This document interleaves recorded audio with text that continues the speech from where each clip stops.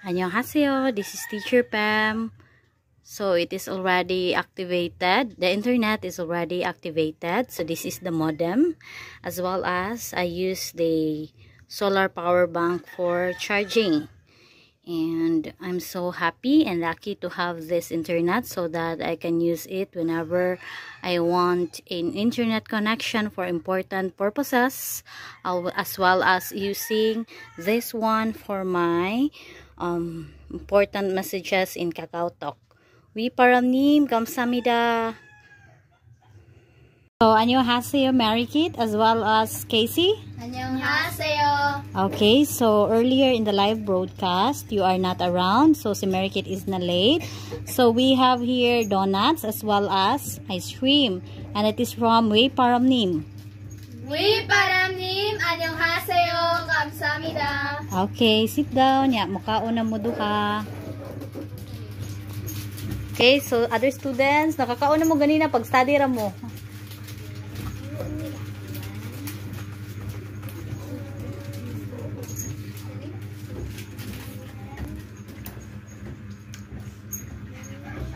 As well as donut. Kaon mo donut.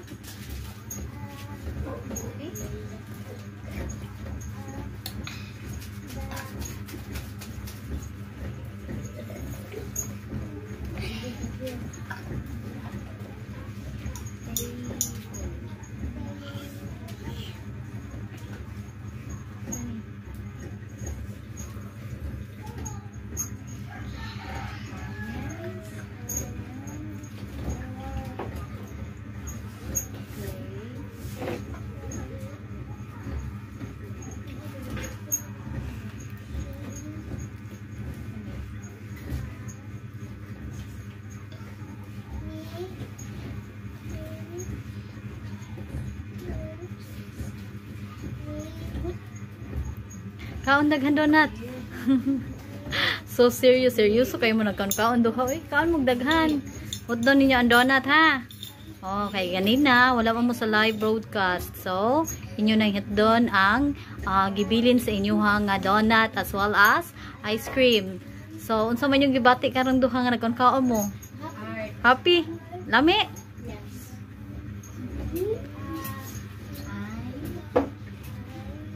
So, annyeonghaseyo. I am Teacher Pam together with Angeline's family as well as Joanna's family. Wiparamnim, annyeonghaseyo, kamsamida. Okay, so let's go together there in Labuyo Native Restaurant to eat vegetables.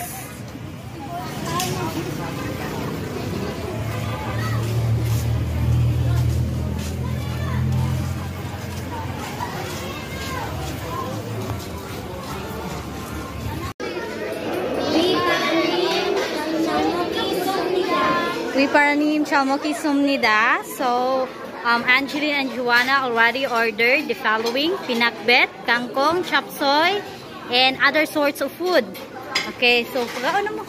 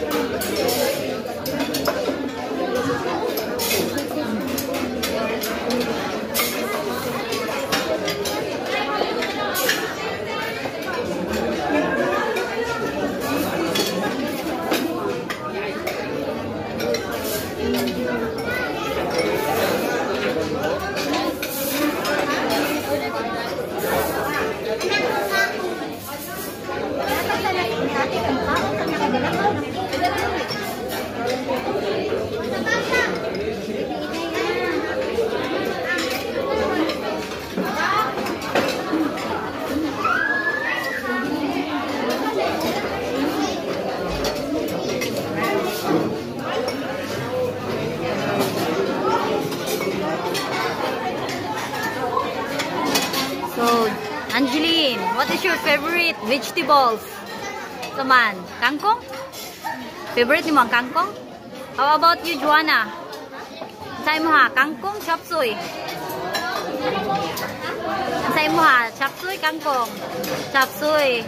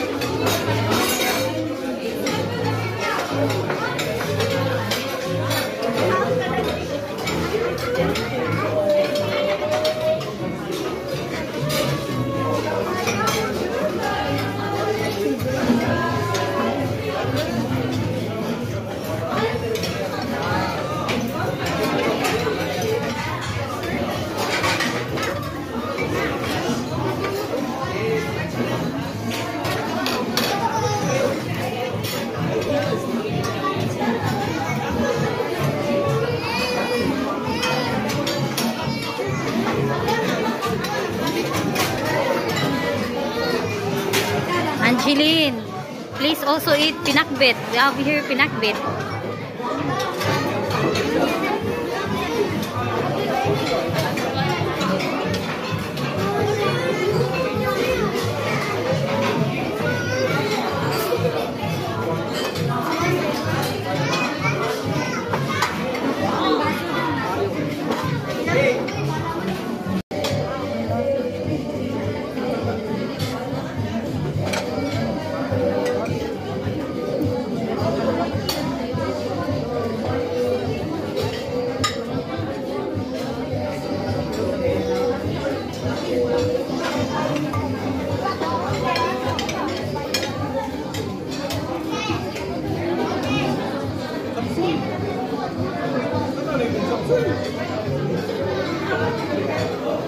Animo ko yung Angeline and Joanna.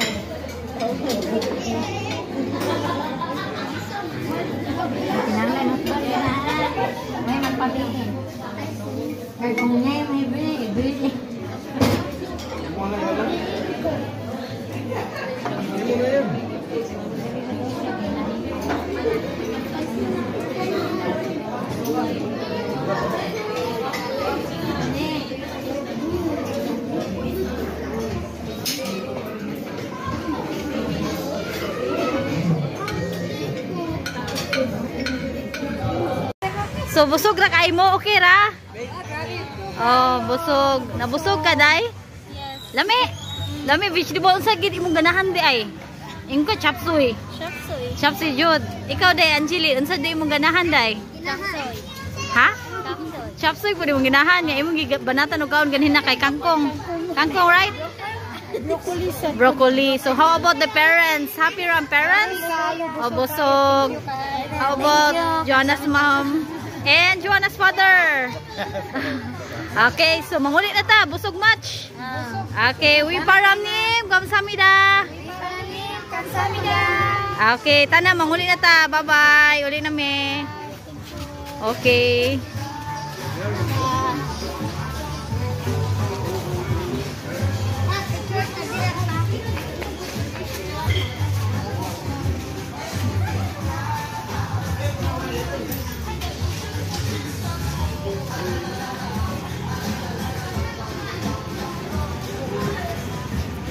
Okay, students, annyeonghaseyo.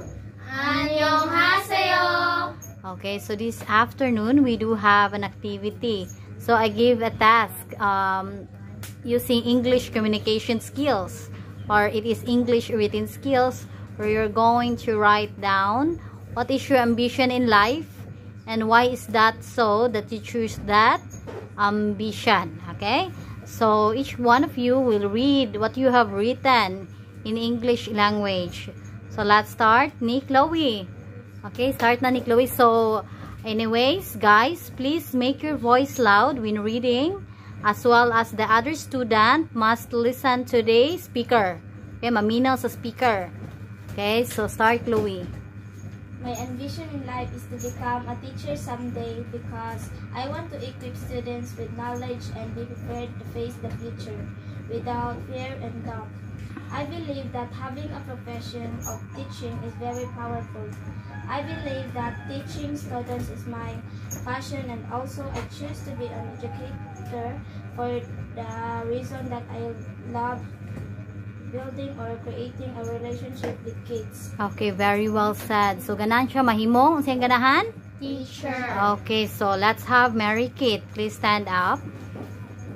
For now, I didn't change my mind to be a doctor. Why? Just because treating others is one of my passions, and I have these characteristics to handle patients with love and care. Very good. So let's proceed to Nicole. My ambition in life is to become a teacher someday because I want to teach some kids read and write in a good manner. Very good. So let's have Desiree. Please stand up. My ambition in life is to be a doctor for the reason that I wanted to help people that needed to be cured and needed to strengthen for them to mountain their healthy lifestyle. Healthy lifestyle. O, ikaw daw again? Healthy lifestyle. Okay, not healthy. Healthy. Okay. Very good. So, arita sa mga lato-lato boys. Jed. Ikaw sa una, Jed. Make your voice loud, Jed, ha? My ambition in life is to be a policeman for the reason that I wanted to help people and help our nation to be at peace against any Crimes. Okay. So, ari na punta ni GL. My ambition in my life is police and importance of my family, and also because I help my life and so very happy because for the reason that I wanted to help people. Okay, very good. So, let's also say thank you to your Ate Vanessa for helping us today. So, ni-assist siya. Okay, so say thank you to Ate Vanessa. Thank you, Vanessa. Okay, thank you, Vanessa, for helping us this afternoon. Okay, so students, each of you will have, what do you call that one? Study at home also. Not just here in study room, as well as in your house or in your home. Pwede kayo mo mag-read of books. So, if you read more books, especially in English, you will learn a lot of words, as well as yung mga meanings. So, as the days goes by, makakaton na dyan magdaghan ng mga English, what do you call that one? Communication skills, writing skills, as well as comprehension sa pagsabot sa inyong gibasa. Fighting! Fighting! Okay, very good. So, magbasa po mo sa inyo, ha? Dili lang kay diri, ha?